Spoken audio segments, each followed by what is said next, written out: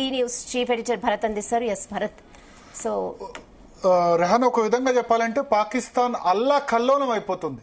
Okay, మనం ఏమనుకున్నామంటే operation Sindoor ఒక దగ్గర అటాక్ చేసి మన భద్రతా బలగాలు ఆగిపోయినాయి అనుకున్నాం.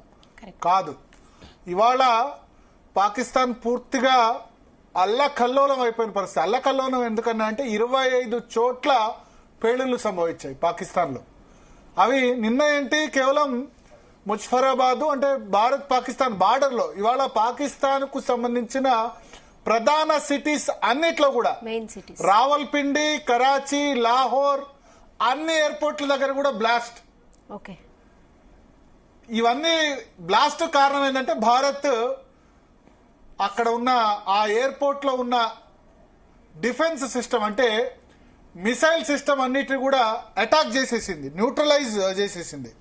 సో అసలు ఏం జరిగిందంటే నిన్న రాత్రి మనం దాడి చేసినట్టు వాళ్ళు ప్రతి దాడి చేద్దామని ప్రయత్నం చేశారు. ఓకే, కానీ ఒక వెంట్రుకు కూడా వీకలేకపోయారు.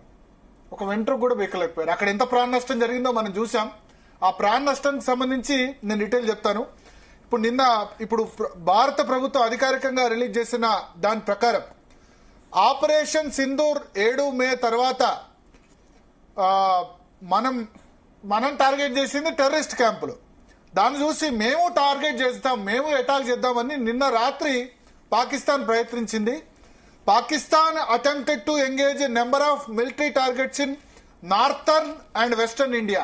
ఉత్తర పశ్చిమ భారతదేశంలో అవంతిపుర, శ్రీనగర్, జమ్మూ, పఠాన్కోట్ ఇవన్నీ కూడా జమ్మూ కాశ్మీర్ సంబంధించినవి.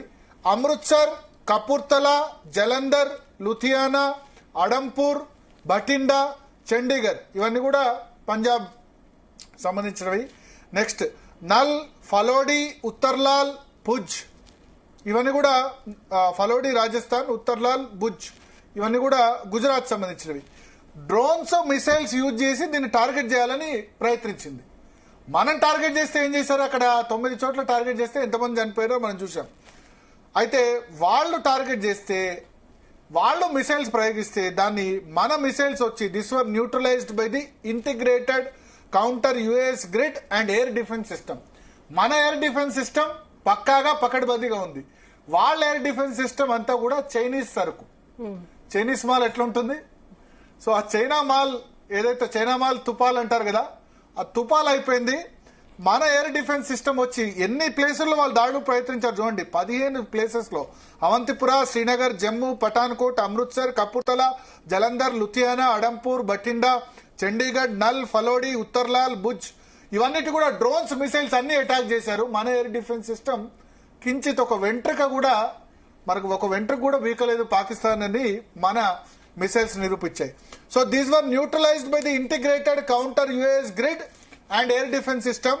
The debris of these attacks is now being recovered from a number of locations that prove the Pakistan attacks. వాళ్ళు ఏవైతే వాళ్ళ మిసైల్స్ వాటి ద్వారా అటాక్ చేశారో అంత డెబ్రిస్ అంతా కూడా భారతదేశంలో పడింది. అదంతా కూడా మన దగ్గర ఉంది. Today morning Indian armed forces targeted ఇవన్నీ మన ఎయిర్ డిఫెన్స్ సిస్టమ్ అడ్డుకొని కించిత్ ప్రాణ నష్టం లేకుండా మన దగ్గర చేసింది. Okay, Indian air force targeted, Indian armed forces targeted మన భద్రతా బలగాలు air defence radars and systems at a number of locations in Pakistan లోని చాలా చోట్ల కూడా ఎయిర్ డిఫెన్స్ రాడార్స్ ని అంటే ఇంకా రాడార్ లో అటాక్ చేస్తే మన యుద్ధ విమానం అక్కడికి వెళ్ళినా వాళ్ళకి కనిపించదు. రాడార్ ద్వారానే మన దేశ యుద్ధ విమానం గనక వెళ్తే గనక అక్కడికి కనిపించేందుకు అవకాశం ఉంటుంది. సో మనం ఏం చేసాం, ఆ ఎయిర్పోర్ట్లలో ఉన్న రాడార్ అంతటి కూడా మనం మొత్తం న్యూట్రలైజ్ చేసేసాం. ఎక్కడెక్కడ, కరాచీ, ఆ తర్వాత లాహోర్, ప్రధాన నగరాలు రావల్పిండిలో అయితే అక్కడ పాకిస్తాన్ క్రికెటర్లు క్రికెట్ ఆడుతున్నారు. వెంటనే పాకిస్తాన్ ప్రభుత్వం మీరు ఇక్కడి నుంచి వెళ్ళిపోండి అని చెప్పేసింది. రావల్పిండి నగరాన్ని ఖాళీ చేసేమని చెప్పేసింది. క్రికెటర్లు ప్రాణ నష్టం లేని విధంగా. So Indian armed forces air defence radars అన్నిటి కూడా నాశనం చేసింది. Indian response has been in the same domain with same intensity as Pakistan. మనం వాళ్ళ మిలిటరీ మీద దాడి చేయలేదు, వాళ్ళ సివిలియన్స్ పౌరుల మీద దాడి చేయలేదు, మన టెర్రరిస్ట్ క్యాంపుల మీద దాడి చేసాం. కానీ మన మీద దాడి చేసే ప్రయత్నించిన వెంటనే వాళ్ళ డిఫెన్స్, ఎయిర్ డిఫెన్స్ రాడార్ మొత్తాన్ని చేశాం. దానితో కరాచీ, లాహోర్ ప్లస్ ఏవైతే ఎయిర్పోర్ట్స్ ఉన్నాయో అన్ని ఎయిర్పోర్ట్స్ కూడా ప్రస్తుతం జీరో. ఓకే. సాయంత్రం 6 గంటల వరకు ఒక్క ఎయిర్పోర్ట్ లో ఒక్కటి కూడా ఇప్పుడు విమానం ఎగరట్లేదు. పాకిస్తాన్ ఒక విధంగా చెప్పాలంటే భారత దెబ్బకు విలవలలాడిపోతుంది. అంటే వాళ్ళు అటాక్ చేస్తే మేమేదో అటాక్ చేస్తాం అనుకున్నారు కదా. దొంగ దెబ్బ తీయడమే వాళ్ళకి వచ్చు తప్ప నేరుగా ఫైట్ చేసేది ఎక్కడిది? దొంగ దెబ్బ అంటే ఉగ్రవాదులు